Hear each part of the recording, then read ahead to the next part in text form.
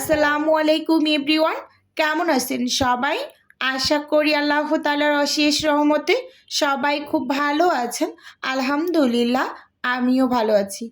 আজকে আপনাদের সাথে শেয়ার করব চিকেন ঝালপুলির রেসিপি, একেবারে ফ্রোজেন পদ্ধতি সহ টু জেড রেসিপিটা আপনাদের সাথে শেয়ার করব।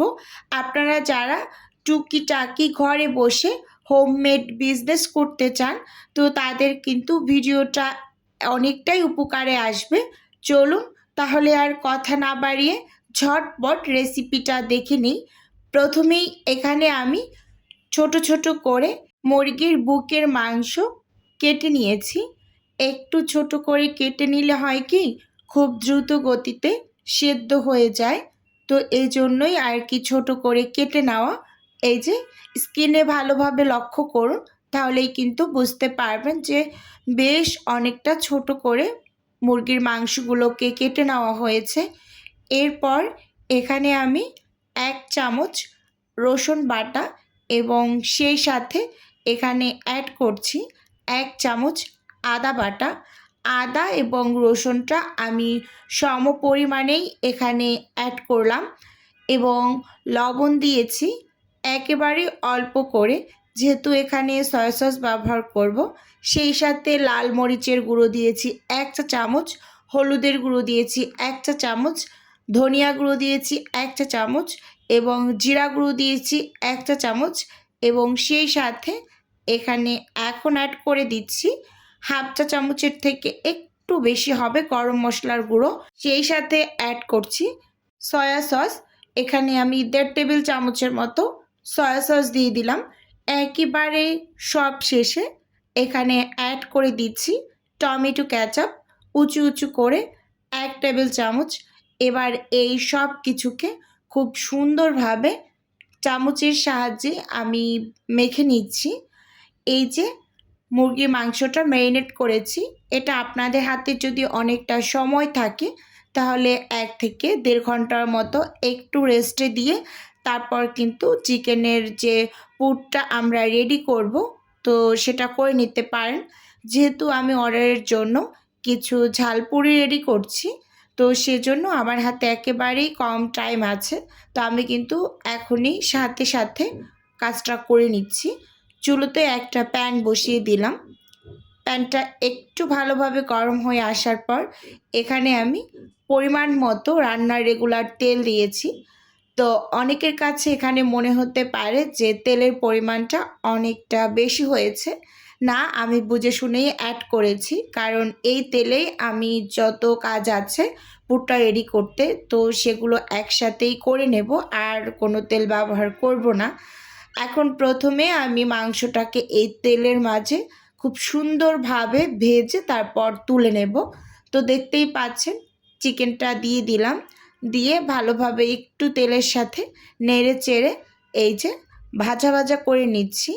দেখতেই পাচ্ছেন এই যে উল্টে পাল্টে খুব সুন্দরভাবে একটু তেলের মাঝে ভেজে নিচ্ছি। তো এভাবে করে প্রথম অবস্থায় একটু ভাজা ভাজা করে নেবেন। তো দেখুন এই যে ভাজা করে নেওয়ার পরে আমি এখন ঢাকনা দিয়ে ঢেকে 2 মিনিটের মতো একটু রান্না করে নিয়েছি। আবারও ঢাকনাটা খুলে স্প্যাচুলা দিয়ে নেড়ে নিচ্ছি, যেহেতু মশলা আছে আর চুলোর আঁচটা যেহেতু মিডিয়ামে আছে, যদি নিচ থেকে আবার ধরে যায় তাহলে কিন্তু বাজে একটা স্মেল আসবে। তো সেজন্য কিন্তু আমি ঢাকনাটা খুলে আবার একটু নেড়ে দিয়েছি। এখন আবারও ঢাকনা খুলে খুব সুন্দরভাবে একটু নেড়ে চেড়ে তারপর ভেজে নেওয়া হয়েছে। আমি আবার স্প্যাচুলা দিয়ে একটু চেক করে নিচ্ছিলাম, যে দেখলাম পারফেক্টলি সেদ্ধ হয়ে গিয়েছে। এবার এই মাংসগুলোকে আমি তুলে নিচ্ছি, যেহেতু মাংসগুলো একেবারেই খুব সুন্দরভাবে সেদ্ধ হয়ে গিয়েছে। এখন এটাকে তুলে একটু ঠান্ডা করে তারপর আমি একটু আধ ভাঙা করে নেব। ওই একই তেলের মাঝে আমি দিয়ে দিচ্ছি পেঁয়াজ কুচি এবং সেই সাথে এখানে দিয়ে দিচ্ছি কাঁচামরিচ কুচি, একটু বেশি করেই দিয়েছি। যে আপুর অর্ডারটা ছিল, তো আপুর চিকেন রোল এবং চিকেন ঝালপুলির অর্ডার ছিল, তো আপু একটু ঝালের পরিমাণটা বেশি দিতে বলেছেন, কাঁচা ঝাল বিশেষ করে, তো এজন্য আমি কাঁচামরিচ কুচিটা একটু বেশি করে দিয়েছি। এবার ভালোভাবে নেড়ে চেড়ে ভেজে নিলাম 1 থেকে 1.5 মিনিটের মতো। তো দেখুন এই যে কালারটা অনেকটা চেঞ্জ হয়েছে। এই পর্যায়ে আমি যে মাংসগুলো তুলে নিয়েছিলাম সেই মাংসগুলো আমি এই যে দিয়ে দিচ্ছি।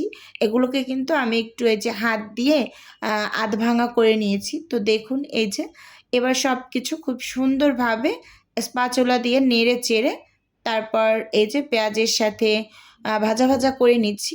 দেখুন, দেখলেই বুঝতে পারবেন যে আসলে কীভাবে কাজটা করে নিচ্ছি। এই ঝালপুলিটা খেতে যে এত মজা লাগে, একবার কেউ না তৈরি করে খেলে বিশ্বাস করতে পারবেন না।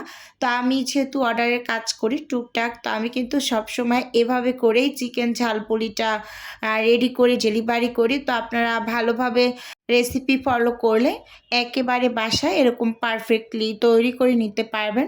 তো চিকেন ঝালপুলিটা অনেকে অনেকভাবে রেডি করে, তো আমি সবসময় এভাবে করি।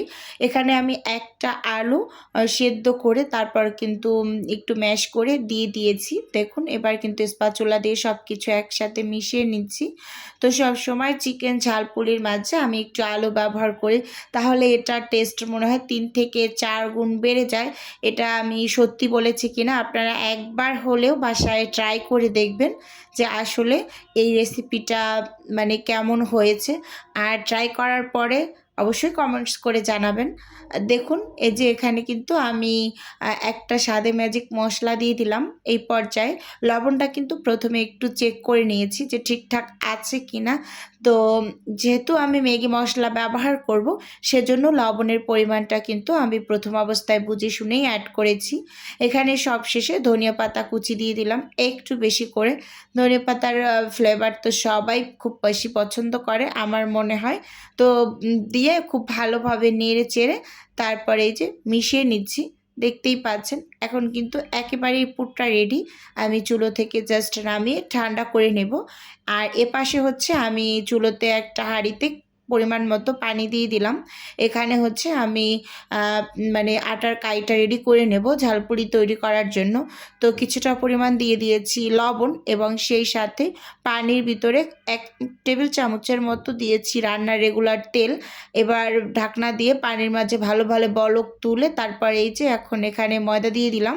দিয়ে খুব ভালোভাবে নেড়ে কাইটাকে রেডি করে নিচ্ছি।